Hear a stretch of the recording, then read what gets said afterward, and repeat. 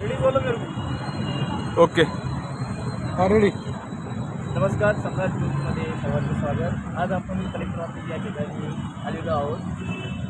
Collector office या ठिकाणी Republican party of Indian सेना पक्षाचे तालुका अध्यक्ष मधुकरदादा मगाडे उपोषणाला बसले।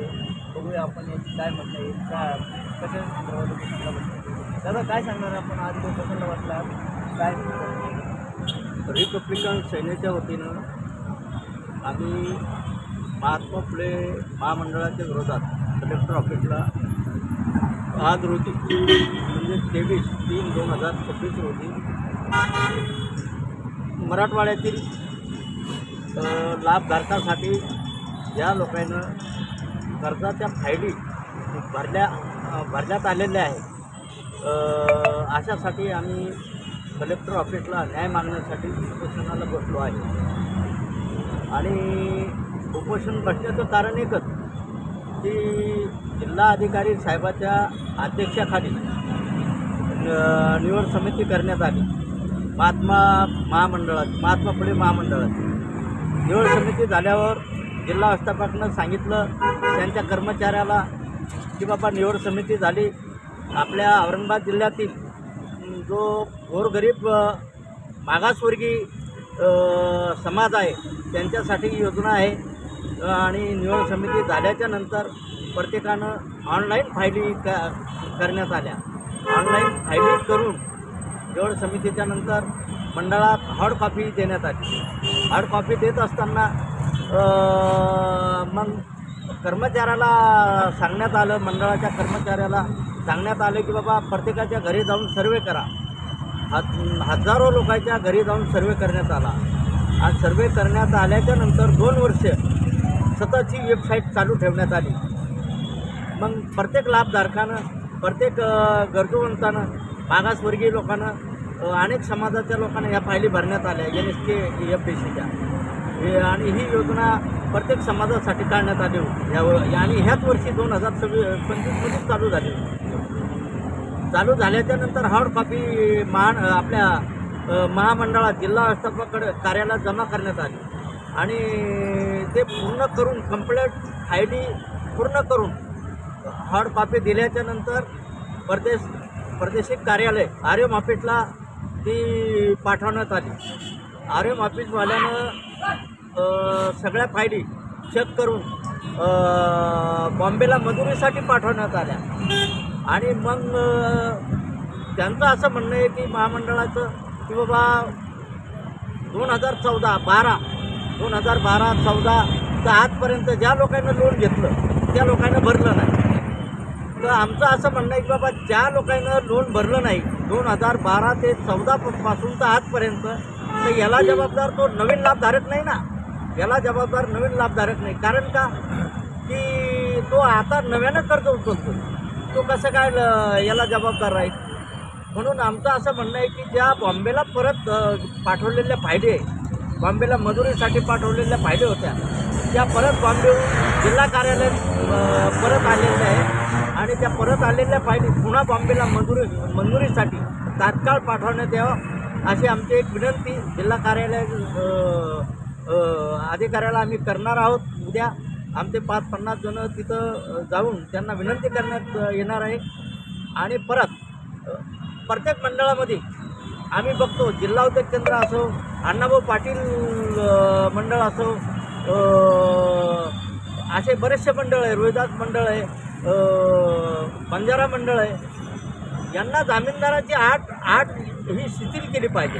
कारण नोकरीवाला जो गोरगरीब आहे ज्यांना तुम्ही लोन देता 5,000, 5 लाख, 10 लाख, 15 लाख हे लोन देता, ते यांना जामीनदार सक्का भाऊ होऊ शकत नाही। तर आपल्याला सरकारी जामीनदार कसं काय मिळेल? म्हणून आमची एक मागणी आहे की जामीनदार 8 रद्द करण्यात यावं। दुसरी मागणी आहे की कर्ज दिल्याच्या नंतर कमीत कमी कर्ज दिल्याच्या नंतर कर्जाची फाईल दाखल केल्याच्या नंतर 6 ते 1 वर्षामध्ये ती फाईल डिस्बर्स करण्यात यावं। आमची अशी दुसरी मागणी आहे। आता तिसरी मागणी आहे, जे कर्ज प्रकरणं आहे, 2 प्रकारचे कर्ज प्रकरण आहे। एक NSK FDC ही सर्व जाती धर्मासाठी अस्वच्छता म्हणून काढण्यात आलेली ती योजना आहे. आणि एक NSCFDची मागासवर्गीय म्हणजे SC साठी काढलेली योजना आहे. ही SC साठी काढलेली योजना ही कायमस्वरूपी ठेवण्यात आली पाहिजे. आणि जेणेकरून मराठवाड्यातील जो मागासवर्गीय त्याच्या भविष्यासाठी कुटुंबासाठी नोकऱ्या नसल्यामुळं त्याला बिझनेस तरी करत आणि आपला उदरनिर्वाह करण्याचा तो प्रयत्न करेल. सुशिक्षित बेरोजगारांना जे कर्ज दिले जातं ते कर्ज थांबलेलं आहे असं म्हणणं आहे तुमचं. आता प्रशासन कुठल्याच प्रकारची कारवाई करत नाही. लोकांना फायदा दाखवत नाही, त्यांचा वापस आलेले आहे. त्या वापस आलेल्या आहे फायली. म्हणजे जो होतकरू कर्जदार आहे यानं काय केलं की 2 वर्ष सतत ही वेबसाईट चालू होती.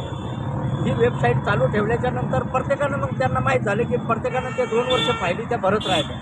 आणि आता मंडळाचं म्हणणं आहे, त्या प्रादेशिक कार्यालयाचं म्हणणं आहे आणि जिल्हा व्यवस्थापकाचं म्हणणं आहे की आमच्याकडं टार्गेट नाही. मग टार्गेट नव्हतं तर मग 2 वर्ष तुम्ही वेबसाईट चालू का ठेवली, ऑनलाईन चालू का ठेवली? तुमच्याकडं टार्गेटच नसतं. आणि तेव्हा सांगायचं होतं की शर्यती अटी त्यांना लागू करायचे होते. आमच्याकडं टार्गेट नाही, एवढ्याच फायली भरायच्या होत्या. आणि वेबसाईट त्याच्यात फाईलला उद्यम आधार लागलं, शॉप ॲक्ट लागलं, बॉन्ड लागले, रहिवासी उत्पन्न लागलं, कोटेशन लागलं.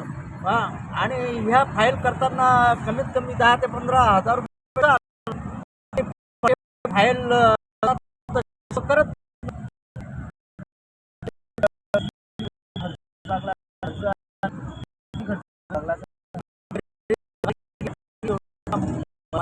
म्हणजे चालते. नुसतं भुलभुल्यासारखी चालू केलेली आहे. 2023 मध्ये फायली भरल्या. 2023 लागलं आजपर्यंत फायली संमेलन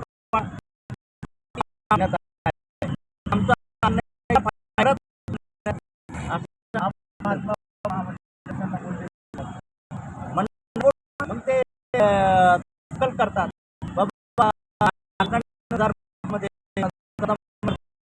फेड नाही. मग बघा ते कर्ज फेड नवीन लाभधारक त्या काही का कसं काय कर्ज घेत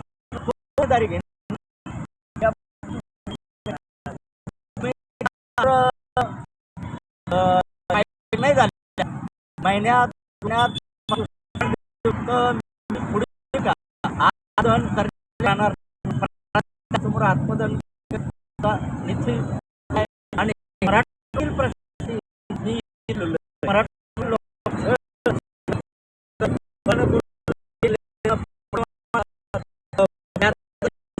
आणि उदरनिर्वाह म्हणून कर्ज काढून आपलं बाळ आपल्या धंदा करेल किंवा आपण धंदा करू ह्या उद्देशाने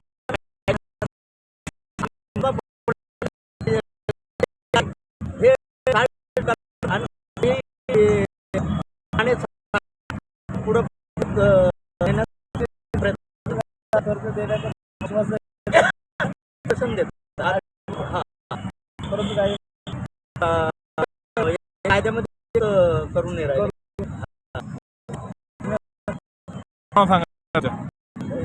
मी सायनेचा तालुका औरंगाबाद.